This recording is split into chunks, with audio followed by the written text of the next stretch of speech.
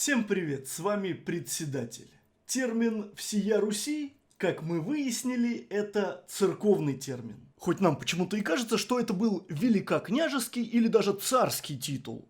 Вспомним, тот же Иван Грозный – это государь, царь и великий князь всея Руси. Но сейчас титул всея Руси остался только у патриарха Московского. Патриарх Московский и всея Руси. А изначально этот титул был у митрополита Киевского и всея Руси. И именно церковь была во главе всего. Но церковь не русская, а греко-католическая церковь. Именно в Византии указом Константинопольского патриарха и императора Византии на нынешней территории России, а тогда это было множество раздробленных княжеств, которые были как раз и объединены греко-католической церковью под титулом митрополита всея Руси. Сейчас нам это объясняют как некое единство церкви в условиях феодальной раздробленности на Руси. Но по факту это и была верховная власть, или можно сказать надгосударственное управление. Хотя по сути, конечно, никаких государств в этих раздробленных феодальных княжествах и не было. Государство как раз и начало образовываться с формированием Великого княжества Московского, где и сидел митрополит, то есть в митрополии, но митрополит был киевский и всея Руси. И только спустя век, то есть, представляете, спустя 100 лет, как митрополит киевский и всея Руси обосновался в Москве, слово «киевский» меняется на «московский». В 1461 году некто митрополит Феодосий становится митрополитом московским и всея Руси. И в этом случае мнение патриарха Константинопольского было просто проигнорировано. Поговорим сегодня как раз, с чем же это было связано. То есть с термином «всея Руси» мы вроде бы разобрались. Но что удивительно, такими же церковными терминами являются и Святая Русь, Великая Русь и Малая Русь. И вот это уже для многих станет откровением. Эти названия нам тоже пришли от греко-католической церкви, которая, по сути, всем тут и управляла. Да нет, не может быть. Давайте через минуту как раз во всем и разберемся. Заметил, когда говорят про обучение, в голове сразу всплывают долгие годы скучных лекций и сплошная теория. Отсюда иногда теряется мотивация учить что-то новое. Но команда Deep Skills решила поступить иначе. Слышали про формат микрообучения?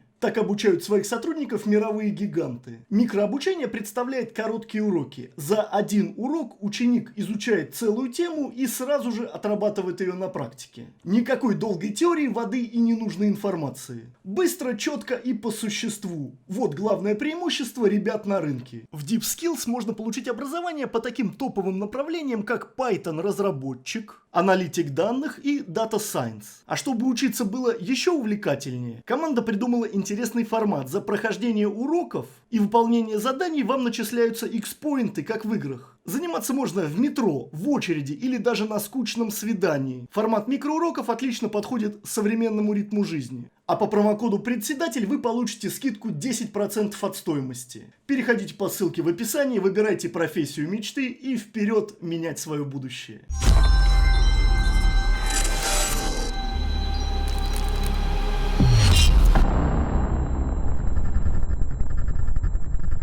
Так, подождите, многие скажут, какая еще греко-католическая церковь? У нас же русская православная церковь, РПЦ. Но это говорят те, которые совершенно не знакомы с историей нашей церкви. Нашей можно взять в кавычки. Все термины нашей церкви – это греческие слова. Митрополит, митрополия – это столичный город, мать городов. Епархия – область, провинция. Игумен, идущий впереди, ведущий. Епископ, смотрящий и так далее. Вы сами самостоятельно можете взять все церковные термины и посмотреть, что они обозначают. Да бог с ними, с терминами, у нас все святые – это либо римляне, либо ромеи. Да, кстати, именно ромея, а не Византия, ведь Византия – это тоже поздний термин. Я вообще поражаюсь, что многие воцерквленные верующие удивляются, когда им говоришь, что апостол Петр, наш апостол Петр, был первым римским папой.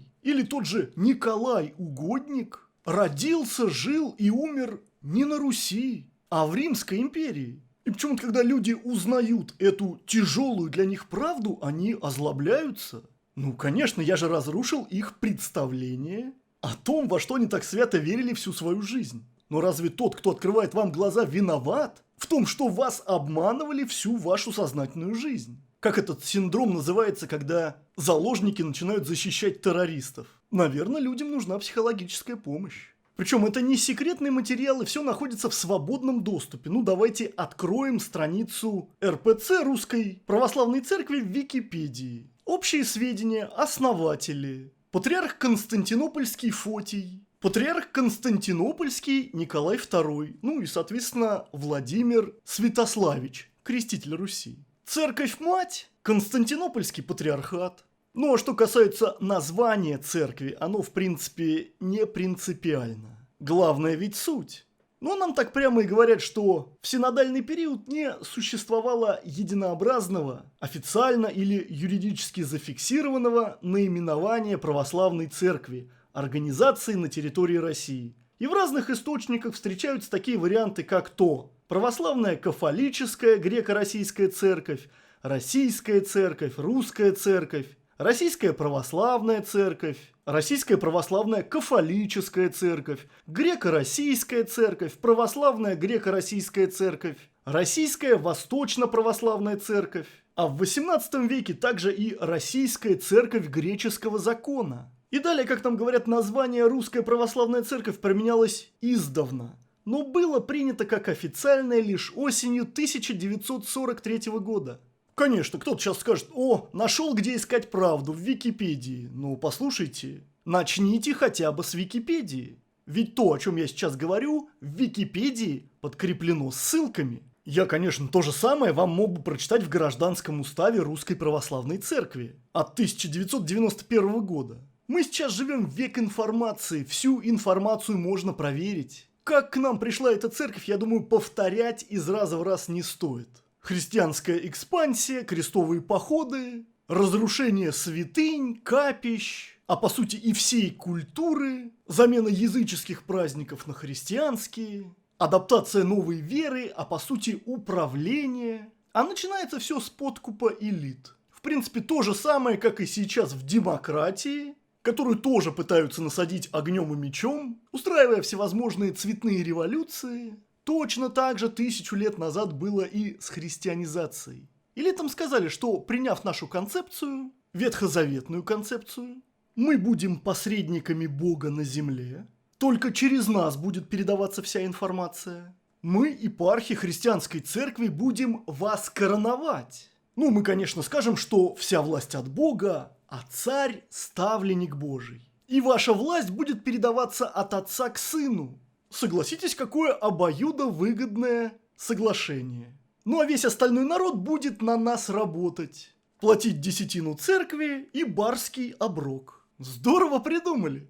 Но, как говорится, аппетит растет во время еды, и в итоге получилось так, что все население нынешней России, то есть 90%, было закрепощено. Да, кто-то скажет, а что поменялось? У нас и сейчас большая часть населения работает за еду.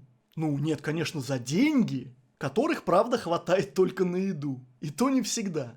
Так вот, смотрите, греко-католическая церковь заключает союз с элитами, с князьями. Я, как уже говорил, что князь или великий князь – это воевода церкви. Ну, так, во всяком случае, было изначально.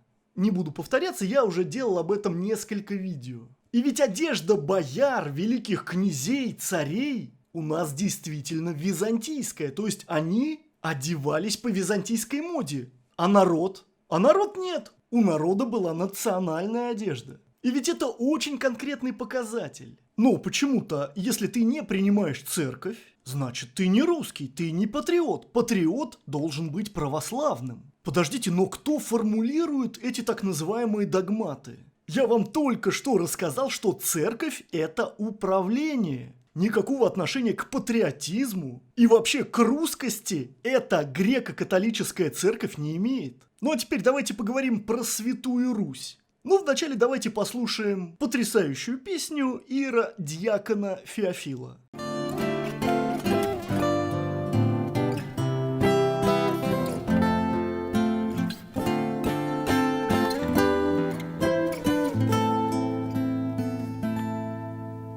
За святую Русь помолюсь, чтобы Божью нить пробудить, чтобы русский дух да не потух, чтобы русский глаз не угас, чтобы русский дух не потух, чтобы русский глаз не угас, чтобы русский стих не утих, чтобы русский храм не был срам, чтобы русский люд да не был в блуд, чтобы русских дев плыл напев, чтобы русский люд не был в блуд, чтобы русских дев плыл напев, чтобы русских рек лился бег, чтобы русский лес не исчез, чтобы русский хлеб спел и креп, чтобы русский крест звал окрест, чтобы русский хлеб спел и креп, чтобы русский крест звал окрест, чтобы русский щит не был бит, чтобы русский меч спас от сечь, чтобы русских рать да не объять, чтобы русский царь был как встарь, чтобы русских рать не объять, чтобы русский царь был как встарь.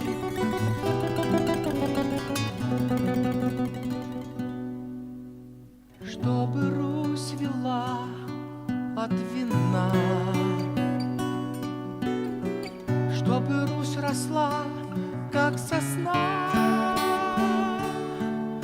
чтобы Русь не канула в грусть, чтобы Русь равнялась, молюсь, чтобы Русь не канула в грусть, чтобы Русь равнялась.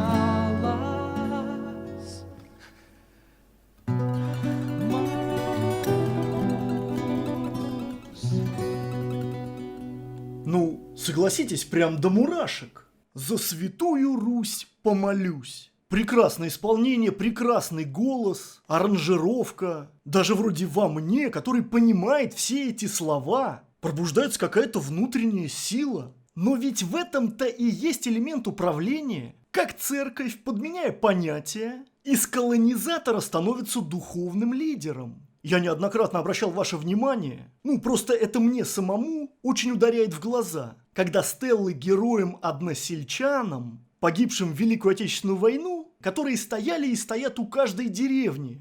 В начале 2000-х перед ними стали ставить часовеньки, перекрывая звезду своим крестом. И тем самым уже говорится, что в Великой Отечественной войне-то мы победили только благодаря церкви. Это как раз и есть иезуитский прием. И все войны выиграли благодаря церкви, и в космос полетели благодаря церкви. Вы же уже видели, наверное, логотип музея имени Гагарина. Он тоже с церквями. Но сделайте тогда слоган Роскосмосу «На все воля Божья». И тогда можно не спрашивать, почему сгорел двигатель и спутник не вышел на орбиту.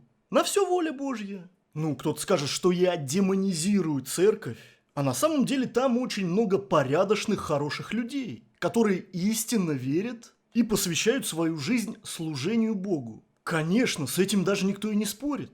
У нас есть примеры церковных философов, мыслителей. Ну, тот же Сергий Радонежский. Но он-то как раз противопоставлял себя церкви. Он уединился, был отшельником, проповедовал аскетизм, общий труд и общежитие. Это как раз было ближе к тому, чем жил русский народ изначально, общиной. Но ведь и его церковь подмяла под себя и причислила к лику святых. И тем самым показала: вот смотрите, это наши люди, это наша церковь. Но что нынешние, что прошлые церковнослужители не ведут аскетический образ жизни. Они владыки, управленцы. То есть, понимаете, церковь выступала как поборник, но не как опора. Сергий Радонежский как раз и говорил, что церковь не должна быть хозяйствующим субъектом. Она не должна покорять другие народы, а наоборот адаптироваться, уважать культуру других народов, а не подминать все под себя. Вот это церковь Сергия Радонежского. А у нас западная церковь, понимаете, коммерческая организация. И я уже делал видео по обители Сергия Радонежского, о так называемой Троице-Сергиевой лавре. Некогда Троицкий монастырь, который основал здесь Сергий Радонежский. Общежитийный монастырь, которых, кстати, раньше не было. Раньше каждый монах был собственником. Кто-то ел лучше, кто-то хуже. И именно Сергий Радонежский организовал, по сути, новый общежитийный монастырь, где все общее. Ну, если хотите, от каждого по способности, каждому по потребности. И во что это превратилось сейчас? В церковный бутик? А вы говорите «Святая Русь». Отлично поет иеродиакон. Ну, серьезно, берет за душу, но нужно смотреть глубже. Кстати, иеродиакон – это священнослужитель по-гречески. Помним, при царе был диак. Это как раз и есть служитель, а иера – это священный. Все очень легко переводится. Все, что связано с нашей церковью, переводите с греческого. Монах – это монахос, одинокий. Инок – ионохос, другой, иной. И Святая Русь – это такой же церковный термин, якобы объединяющий в себе Великую Русь и Малую Русь. То есть земли под властью православного царя. Но я вас уверяю, это тоже поздние церковные обозначения. Точно так же, как митрополит Киевский и всея Руси имел свои епархии, то есть митрополия, мать городов, столичный город имеет епархии, области, провинции, то и сама митрополия не принадлежала этому митрополиту. Ведь православная митрополия была Константинопольского патриархата. Давайте переведем слово «патриарх». Патер – отец, архи – господство, власть. То есть вы понимаете, это не русская митрополия. Это митрополия Константинопольского вселенского патриарха. Вы обратили внимание, что в словосочетании «Константинопольский вселенский патриарх» некоторые слова звучат на греческом, а некоторые на русском. Если слово «вселенский» перевести на греческий, то будет «католический» или «кафолический», что, собственно, одно и то же слово, просто в разном чтении.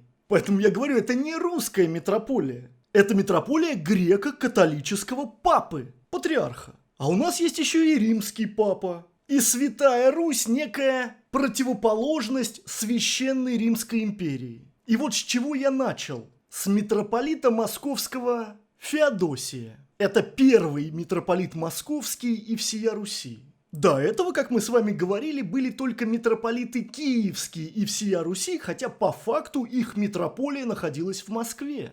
Помните, я вам говорил, что в 1299 году из Киева бежит митрополит всея Руси Максим. Но историки нам говорят о переносе якобы митрополии из Киева во Владимир на Клязьме, а для управления юго-западной частью митрополии Руси, ну, собственно, откуда и бежал митрополит Максим, Константинопольский патриарх Афанасий возводит галицкого епископа Нифонта в сан митрополита. И если в Москве сидит митрополит Киевский и всея Руси, то в Галиции образуется новая митрополия. Митрополия Малой Руси.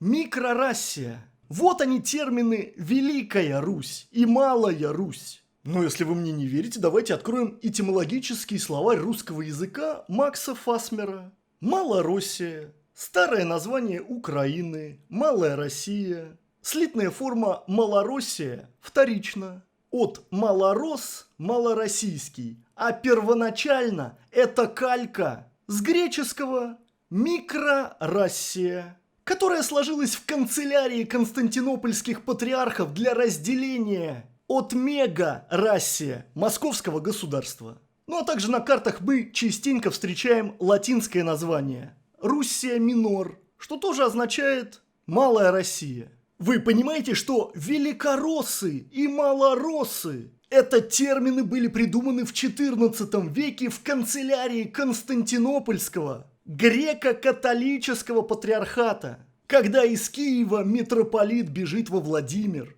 и нужно было делать новую митрополию для управления этими землями. И кто вам еще будет заливать про каких-то там великороссов и малороссов, плюньте ему в лицо. Это все было придумано в XIV веке, в Константинополе, в Византии. Это все церковные титулы для управления землями, своими митрополиями, а митрополии для управления своими епархиями. Но сам Константинополь, Византия была тоже не самостоятельна. Я вам уже говорил, перед Куликовской битвой в Константинополе идет борьба за власть сына и отца Иоанна V и Андроника IV, палеологов.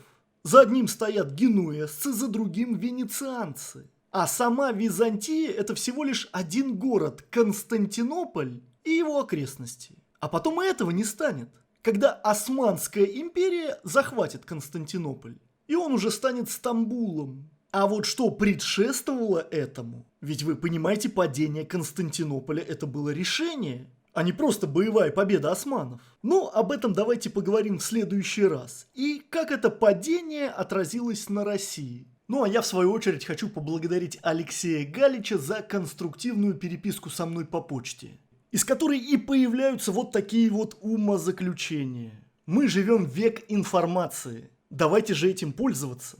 Я все-таки надеюсь, что чувство ни одного верующего я не оскорбил. Ведь правдой нельзя оскорбить. Ну а если оскорбил, я прошу у вас прощения. Но у нас холодные дни остались в прошлом, и где как не в русской одежде.рф вы почувствуете теплое веяние весны. Все мы сейчас в ожидании тепла, ярких красок и пения птиц. Выберите в предсельмаге свои весенние цвета рубашек. Чистый и свежий дизайн косовороток в более ярких и светлых тонах прекрасно сочетается с весенним обновлением. Молочные, мягкие, бежевые, какао и коричневые оттенки очень популярны. Цвета можно сочетать, создать по своему вкусу рубашку, которой ни у кого не будет, ведь у нас свое производство. Весна и грядущий праздник Победы – хороший повод внести в свой гардероб элементы новизны и оригинальности, купив нашу гимнастерку. Такие рубашки только из экологичных, натуральных льняных, хлопковых и шелковых тканей точно сделают вашу жизнь лучше. А здоровье крепче. Наши вещи по-прежнему ориентированы на комфорт.